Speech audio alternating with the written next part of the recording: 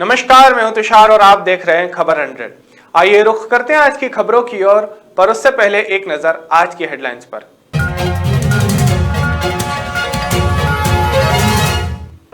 गृह मंत्री निवास पर बनी गोपाष्टमी, सीएम शिवराज ने की गायों की पूजा।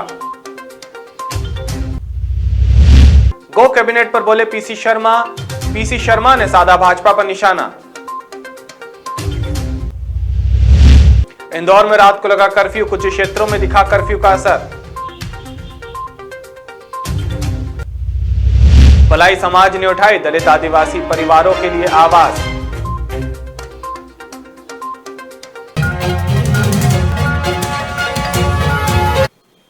मध्य प्रदेश के मुख्यमंत्री शिवराज सिंह चौहान ने गोपाष्टमी के अवसर पर मुख्यमंत्री निवास स्थित गौशाला में गायों और बछियों का पूजन किया, उन्हें आहार ग्रहण करवाया।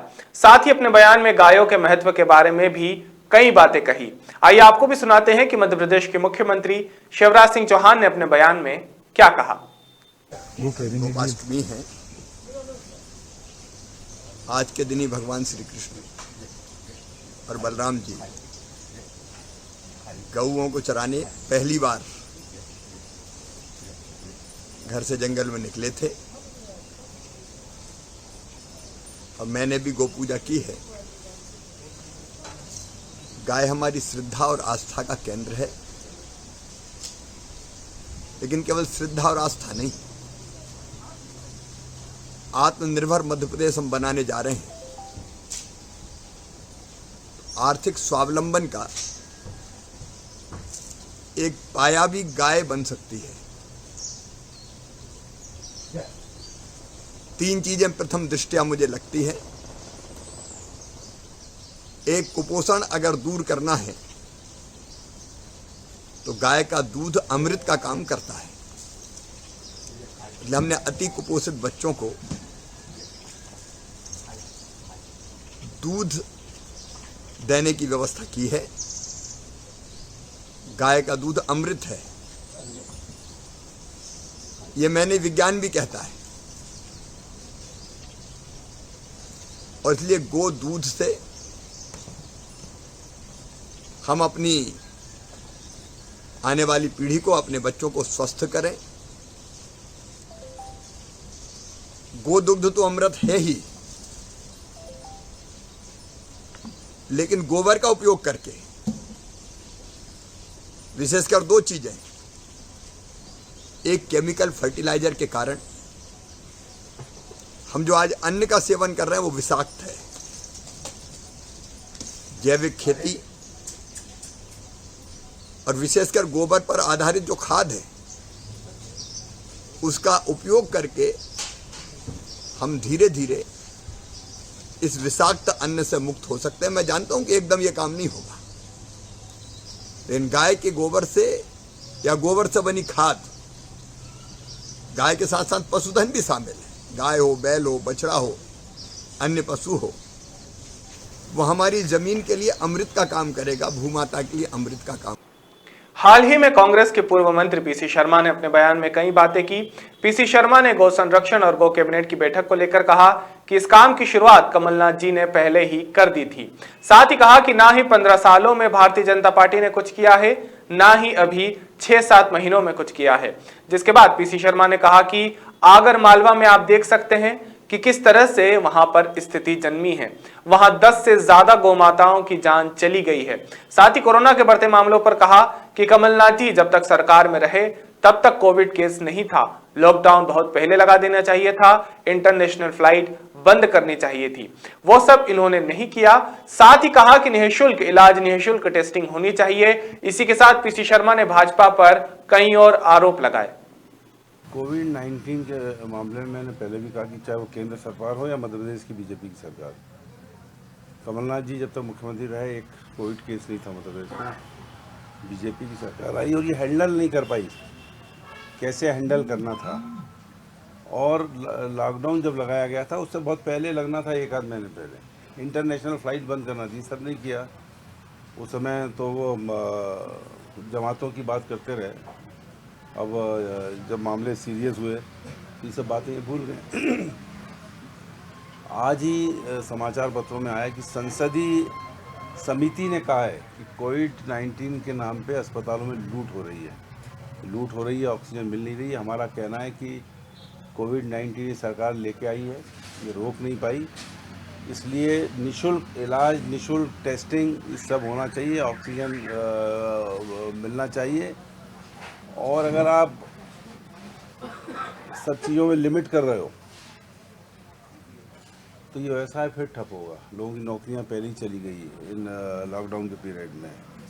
बड़े बड़े उनके जो लोग किस्त नहीं चुका पाए, महिला ग्रुप थे वो किस्त नहीं चुका पाए, उन पे भारी आज भी किस्त देने की स्थिति में नहीं है बैंक की, या जो समितियां हैं इसके जो मिनी लोन देते हैं महिला समूहों को, तो ये सबको मुआवजा दें। जैसा भी घोषणा की थी कि साहब वो ठेले वालों को 10,000 देंगे, तो टेंट वालों के बिजनेस इसमें गड़बड़ होंगे, बैंड बाजे के शादी के मामले में जब आप लिमिट में करोगे तो होगे। तो ये जितने भी व्यवसाय जो ठप होने जा रहे हैं इसकी वजह से इनको कहीं न कहीं मुआवजा सरकार को देना चाहिए।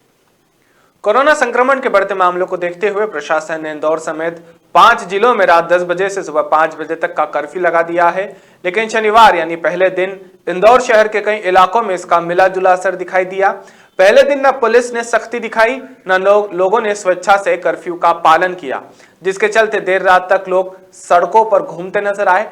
बता दें 10 बजे बाद भी चौपाटी पर लगे लोग टहलते नजर आए। 56 दुकान रात 9 बजे बंद होने लगा था।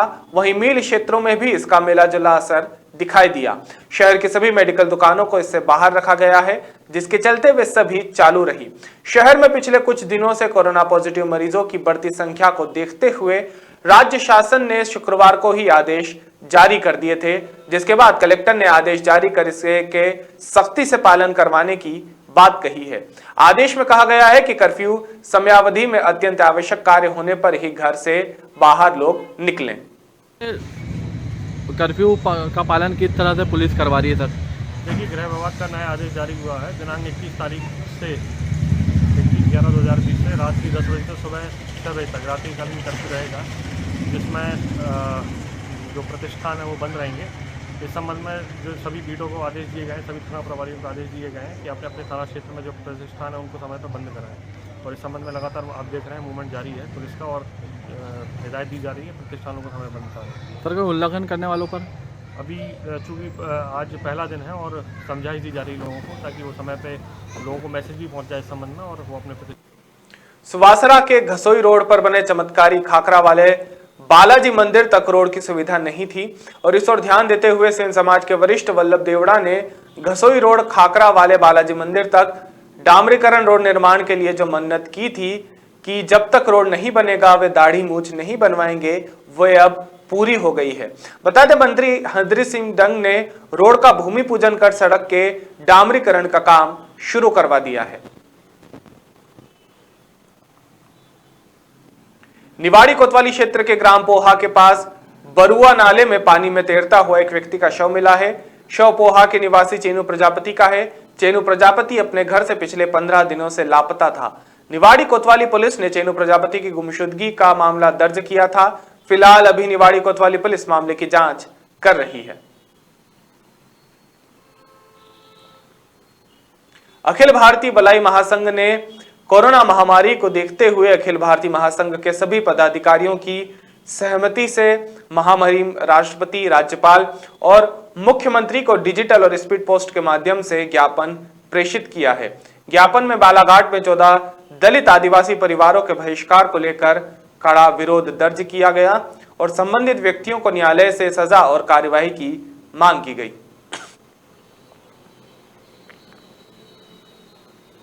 अभी के लिए केवल इतना ही। बाकी ताजा खबरों के लिए जुड़े रहिए खबर 100 के साथ, जनता की बुलंद आवाज।